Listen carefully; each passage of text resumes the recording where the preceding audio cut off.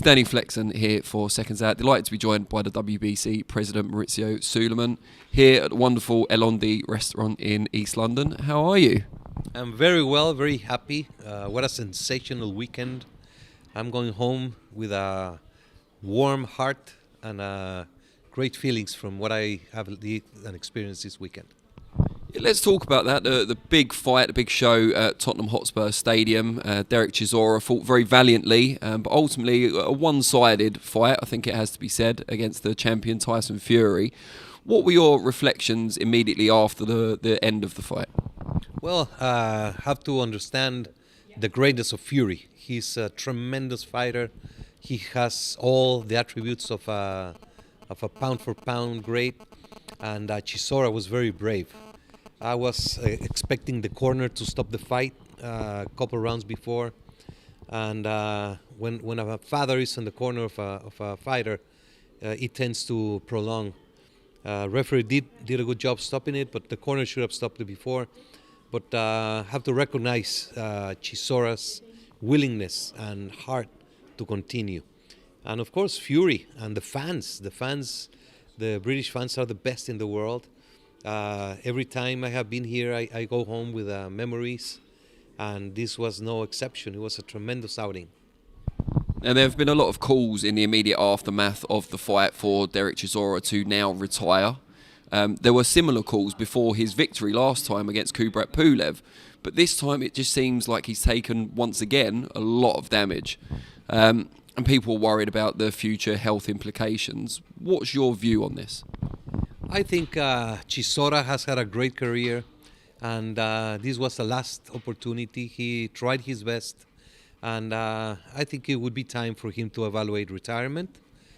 He has a good life in front of him, and but you can never tell a fighter to quit, to stop. I hope he does, but I respect him, and whatever he decides, hopefully he will take a different path, and he can do great things in boxing from outside the ring. Now, thoughts immediately turn to the future for Tyson Fury and indeed the WBC Championship. The hope is that we see an undisputed title fight with Oleksandr Usyk, who's got the other major belts. They had a face-to-face confrontation, I'm sure you saw, at the stadium after the fight. How, from your understanding, speaking to the promoters and the fighters, how close are we to that fight being made, do you think? Well, I think it's very close. This is the time to do it. This is the time, the time has aligned itself. The WBC will certainly approve it and maximize the flexibility to make it happen. We have ordered a final elimination, has not taken place, so it's good timing to do the unified championship. Hopefully it will take place.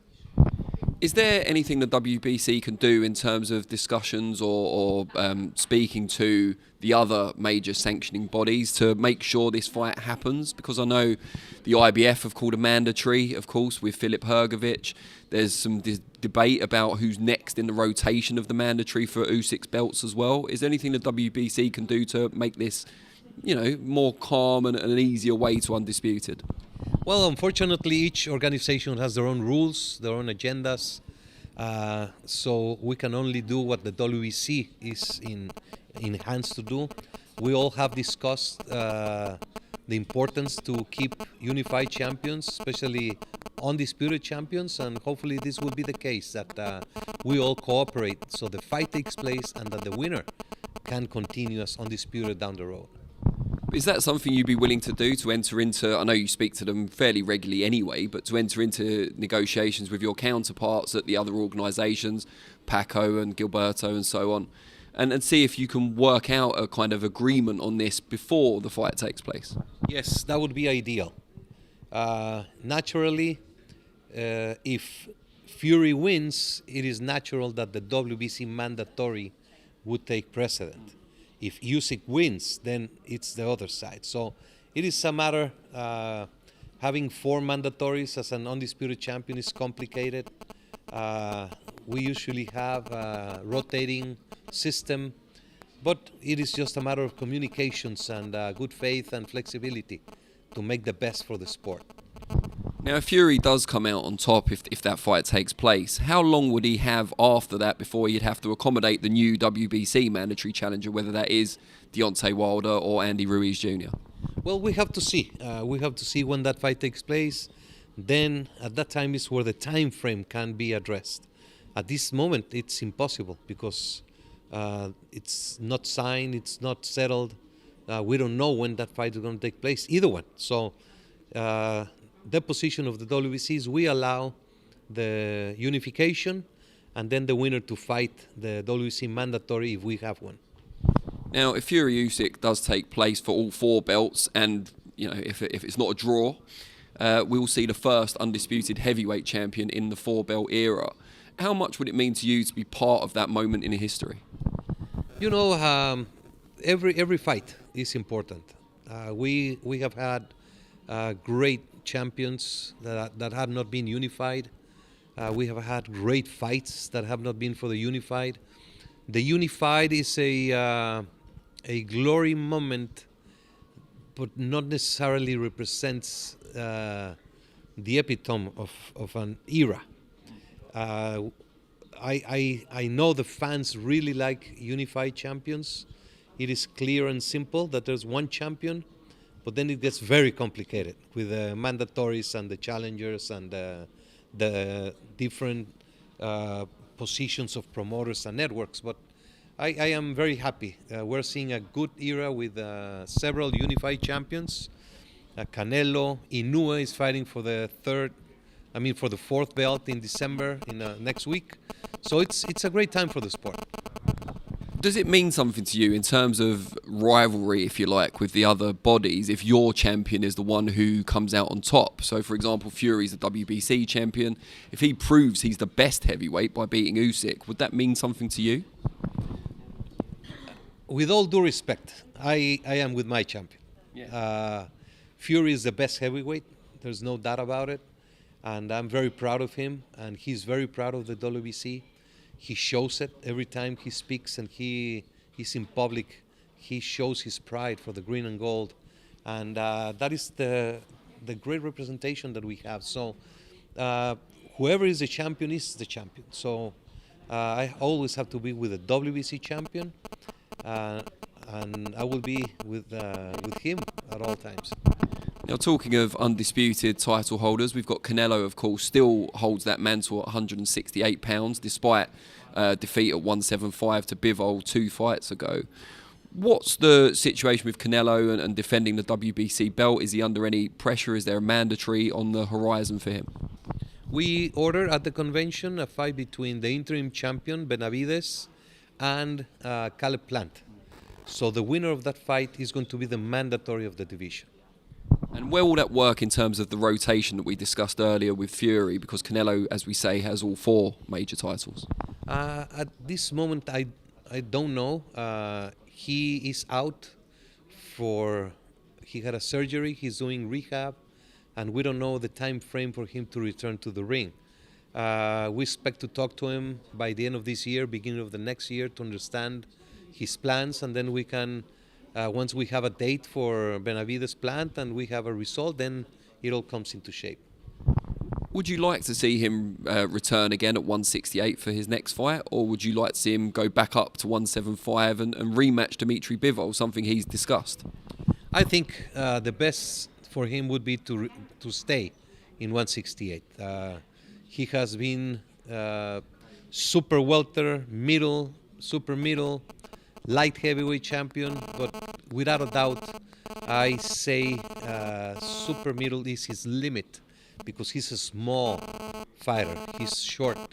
He's not the physical advantage that he gives in other divisions is tremendous.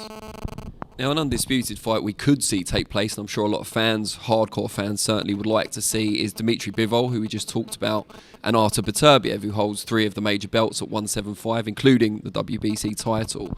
He goes in Vanity Yard, of course, in the UK in January. How close do you think we might be, assuming he defeats Yard, to seeing him against Bivol for all the belts? I don't know. This is a matter of the promoters. We have Bivol, and we have Beterbiev. And of course, we have a mandatory for the winner of Better Yard, who is Callum Smith. So that is something that we cannot put aside. It was clear we allowed the WBO mandatory to go first. That was an agreement we did, and now it's the WBC's turn. So hopefully it will go that way. If not, we'll have to see then.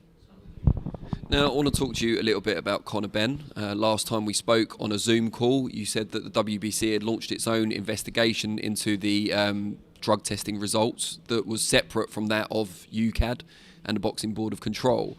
What kind of stage are we at with the WBC's investigation currently? We have had very good collaboration from Conor Benn and his team. We are gathering information. They have provided documents.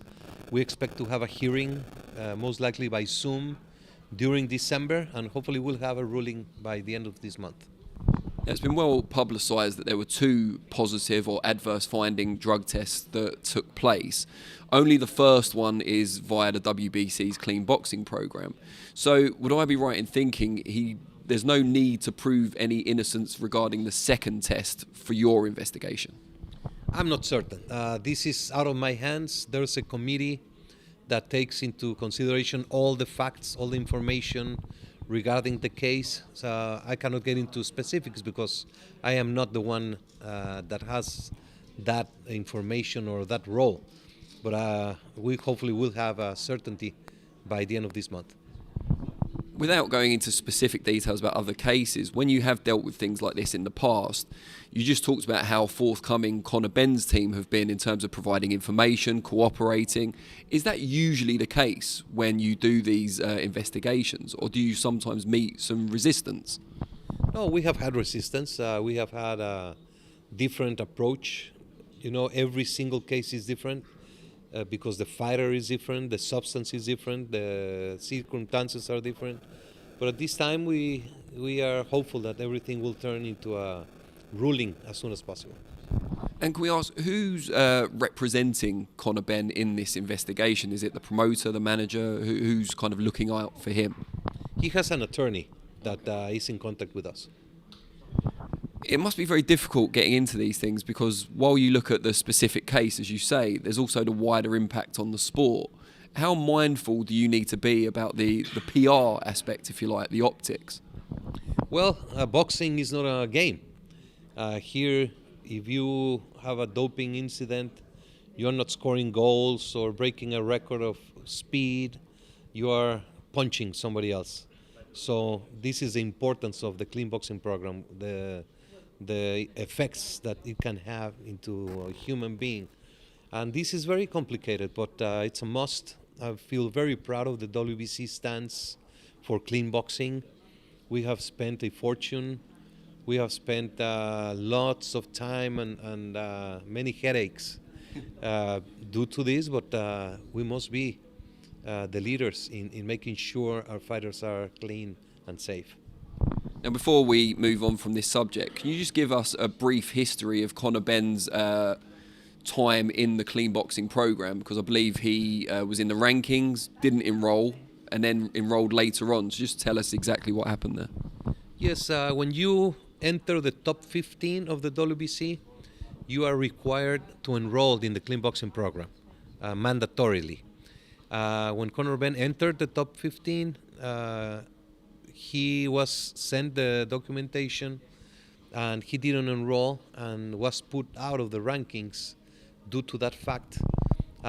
Immediately he enrolled and he was back in the rankings. So it is a matter of communications, or I'm not sure what happened then, but that's the way it happened, and he enrolled once he was out. Now, as sad as this is to say, this will probably be the last time we speak in 2022. So if you don't mind, give us some of your major boxing highlights of this year. Tyson Fury selling 160,000 tickets in a year. Women selling out Madison Square Garden and the O2 Arena. The massive class we had in Mexico City, breaking the Guinness record of boxing class. It was a beautiful time.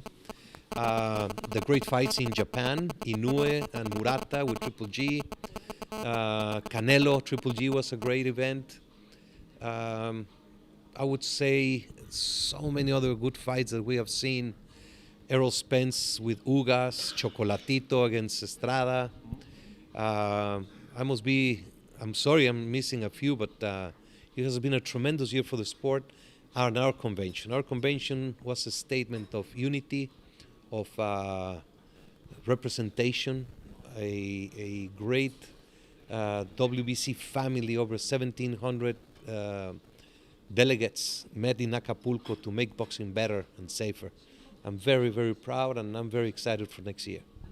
And talking of next year, just to round off, what are your kind of biggest wishes or ambitions for boxing in 2023? Fury, Usyk, Spence, Crawford, Canelo, Benavides, Taylor, Serrano, too. What else? Clarissa Shields against, I don't remember. But there's so many great things happening. Of course, Lomachenko-Haney is going to be tremendous. So many good fights in the horizon. And perhaps, I know we talked about this off record, but boxing's future in the Olympics, perhaps to be rubber stamped. That's one of the top priorities. Amateur boxing, the Olympics. We are in great concern because as of today, 2028 has no boxing, but we'll work diligently to make it happen.